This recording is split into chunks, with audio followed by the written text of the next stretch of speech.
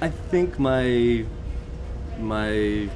desire to tell queer Korean American stories is always gonna be a part of who I am and who I am as a filmmaker. So I think it's gonna be something I come back to. Is it what I want to do for my entire career? Probably not. I think I'll probably tell some stories that are queer but not Korean. I might tell some stories that are Korean but not queer. I might tell stories that are neither.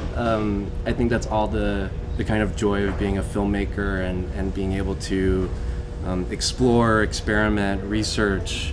But yeah, I think when it comes to matters of the heart and who I am, I think I'm always going to want to tell stories about this community.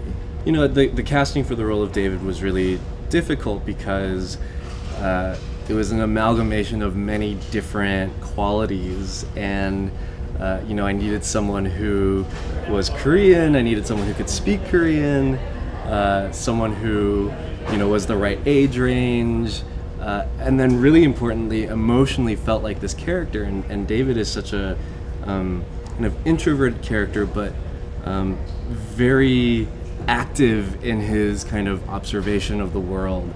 And I really noticed that in Joe. I could see that when he looked, he was really looking and not necessarily like overthinking things, but feeling a lot. And the other quality that Joe has is this kind of good kid kind of persona, and that's really hard to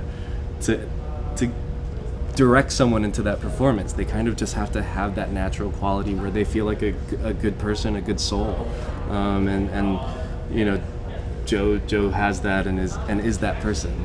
Every immigrant family goes through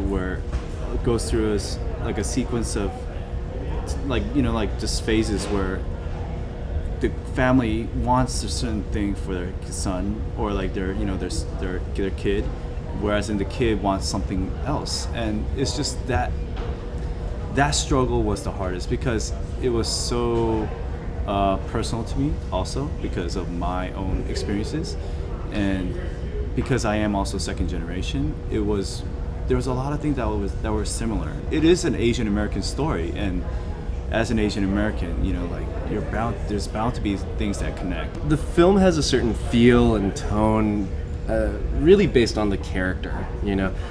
David is a quiet character, and so I knew that if the film was too like flashy or overly stylized, you would lose that character. You wouldn't be able to follow him. You wouldn't be able to see kind of his behavior. And so the film has this tone that feels really appropriate for David. So everything kind of came down to this character and what I wanted in the story. And for me, the story is so much about this family and their relationships and the inner turmoil that expectation can kind of create. And that inner turmoil, in order to notice it, you kind of have to sit with David. You have to be with him, and so the film has this patience, this stillness, but then at the same time still captures kind of the activity of life. The USC sequence is always really fun, and there's an awesome kind of relationship between David and this counter woman at the spa that's right. A little bit of comic relief, but it was really always thinking about story. For me, the most memorable scene was the scene with my father underneath the parking structure of the golf range. Jin, my father, just was kind of like he was just spilling his emotions to me and his heart. As we were going through these, going to city to city, all he wanted is for this message, for this culture to be seen by other people, no matter what race, and for them to actually get a sneak peek or small peek at what the Asian culture is about and how it looks like in this country.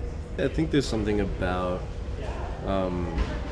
seeing how audiences respond that you're always a little bit surprised about. It's such a a story. It's such a personal story.